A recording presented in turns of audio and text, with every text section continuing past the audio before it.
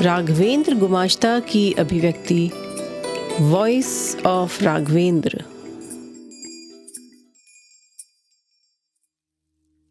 दक्षिणेश्वर के परमहंस। कलकत्ता के पास गंगा जी के किनारे दक्षिणेश्वर मंदिर, वहां पर श्री रामकृष्ण परमहंस।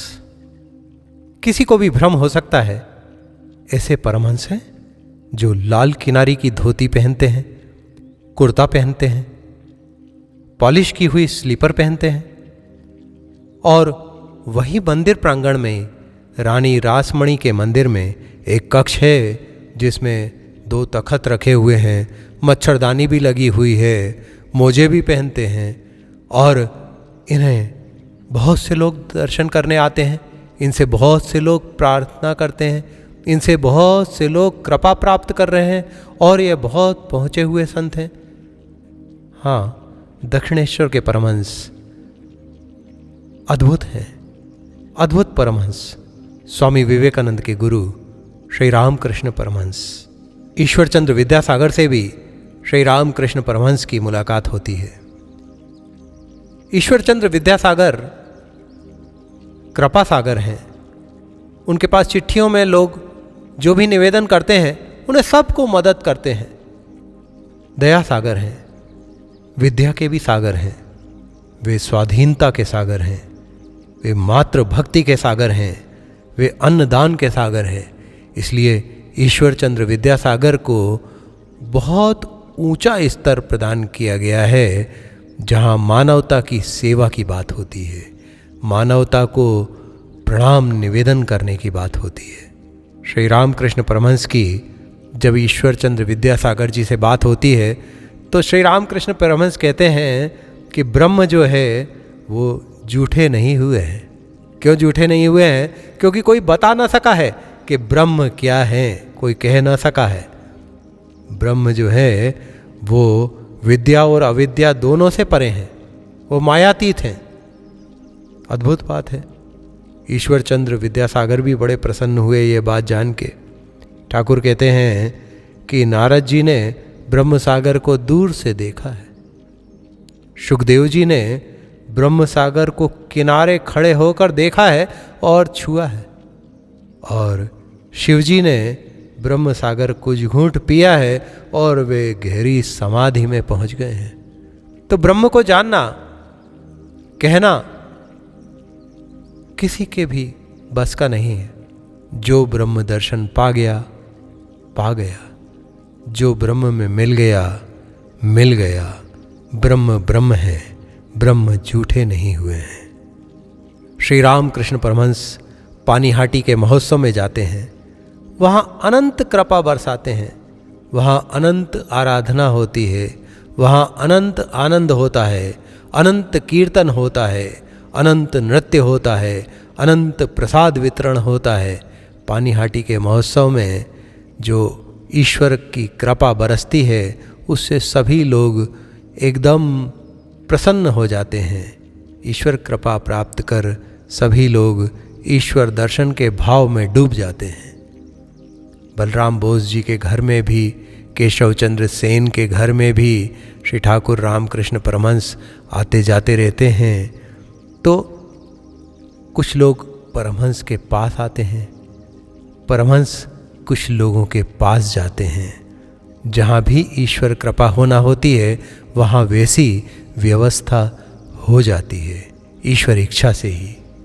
ठाकुर कहते हैं ब्रह्म जो है वो सत्व, रज और तम इन सब से निर्लिप्त है, और इस ब्रह्म को पाने के लिए, ब्रह्म की ओर बढ़ने के लिए हमें अपना अहम छोड़ना होगा, तभी बढ़ेंगे। क्योंकि ठाकुर कहते हैं जब कोई अहम में रहता है ना तो बढ़ नहीं पाता है। श्री महेंद्रनाथ गुप्त जी द्वारा लिखित श्री रामकृष्ण वचनामृत में ठाकुर कहते हैं कि भगवान कब हंसते हैं? 2 बार भगवान हंसते हैं, कहते हैं। एक बार जब चिकित्सक कहता है मरीज को या उनके रिश्तेदारों को कि मैं ठीक कर दूंगा। ईश्वर विचारते हैं, कहते हैं, ये भाव आता है कि जो कुछ होता है वो ईश्वर की इच्छा से होता है, ये चिकित्सक कैसे ठीक कर देगा। और दूसरा, जब भाई ये कहते हैं कि ये ज़मीन मेरी, ये ज़मीन तेरी, सबे भूमि गोपाल की, तो फिर कैसे कोई कह रहा है ऐसा। तो भगवान हंसते हैं। मुख्य बात यह है, और होना भी है और रहेगी भी, कि परमहंस जो कहते हैं उसे बड़े ध्यान से हमें पढ़ना चाहिए, बड़े ध्यान से सुनना चाहिए, बड़े ध्यान से उसकी जुगाली करना चाहिए।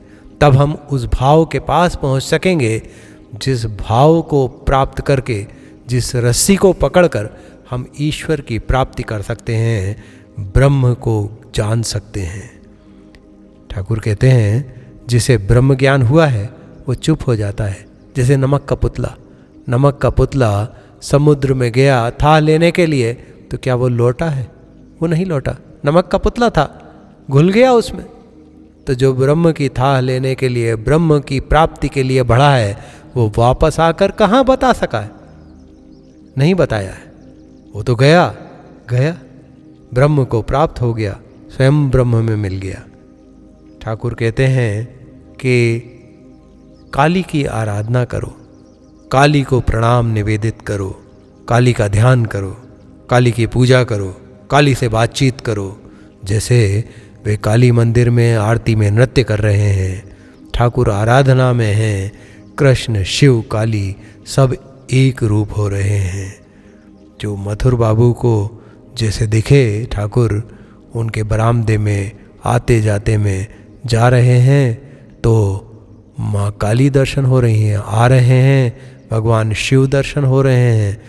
तो जो भक्त हैं उनको भी बड़ी आसानी से अवतार तत्व या सिद्ध लोग ईश्वर कृपा के पात्र बना देते हैं, या उधर हाथ पकड़कर ले जाते हैं जहाँ कृपा बरस रही हो। महामाया को प्रसन्न करने के लिए हमें विद्या और अविद्या के परे चले जाना होगा। ब्रह्म दर्शन तभी होगा, और विद्या और अविद्या के परे जाने के लिए माँ काली को प्रणाम निवेदित करना होगा। उनसे कहना होगा, हे माँ कृपा करे, दया करे, हमें सभी कुछ बता दे, हमें कुछ नहीं पता, हमसे सब करा ले, हमसे प्रार्थना निवेदन और शरणागति जो है सब कुछ करा लें। आपकी कृपा से हमारी राह खुल जाएगी, नित्य सच्चिदानंद दर्शन हो जाएंगे, ब्रह्म भाव में निमग्न हो जाएंगे। हमें भी वही प्राप्त होगा जो नारद जी को दर्शन हुए, जो सुखदेव जी को दर्शन हुए, जो शिव जी को प्राप्त हुआ, वही प्रदान करें। हे माँ कृपा करें, दया करें, अनंत कृपा करें, अनंत दया करें। दक्षिणेश्वर की माँ दुर्गा, माँ काली प्रणाम है।